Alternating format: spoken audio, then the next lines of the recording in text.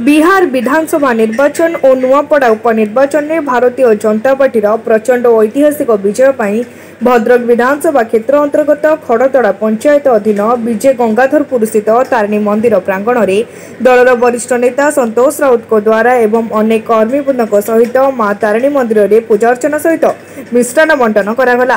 पंचायत बहु संख्यक कार्यकर्ता यह विजय उत्सव में सामिल होते।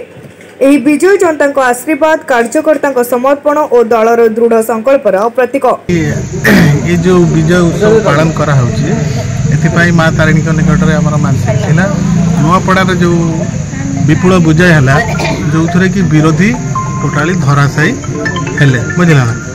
एथिपाई बीजेपी जो कर्मकर्ता जो राज्य स्तरीय भद्रक जिला स्तरीय पर्यंत आमर विधायक भी सामिल होते ये कार्यक्रम को ये भोट को सफल रूपायन करिवारे सेमानकर भी बलिष्ठ भूमिका थिला से निमित्त आमर मानसिक थिला।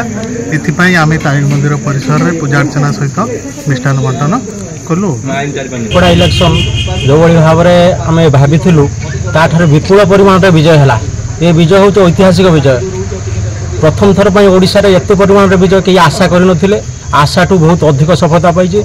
आर श्रेय आमर मान्यवर राज्य सभापति मनमोहन सामल जी एवं नरेंद्र मोदी एवं आमर भद्रक विधायक सीतांशु शेखर महापात्र को श्रेय देवी सहित शह शह कार्यकर्ता जो मैंने नियोजित होते समस्त अवदान आज ये सफलता मिली। आम बहुत खुशी अच्छु एवं बहुत सारा से खुशी आमर ये तारिणी मंदिर मिष्टान्न बंटन कार्यक्रम थिला से ताहा भी सुचारू रूपे तुला। साधारण निर्वाचन पर मोर देह खराब है मु असुस्थ थी मु मानसिक रखी जे मो देह सुस्थ है माँ को दर्शन करी प्रथमे माँ भद्रकाली मंदिर दर्शन कर माँ को दर्शन करी एवं द्वितीय माँ तारिणी मंदिर दर्शन कली एवं ता सहित नुआपड़ा निर्वाचन मध्य आमे मानसिक रे थिलु।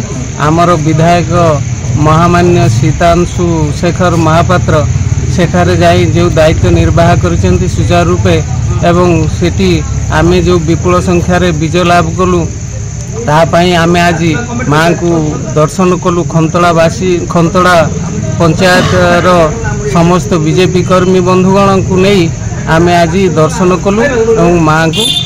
भद्रक पुनील कुमार सामंत रिपोर्ट तीर्थक्षेत्र लाइव।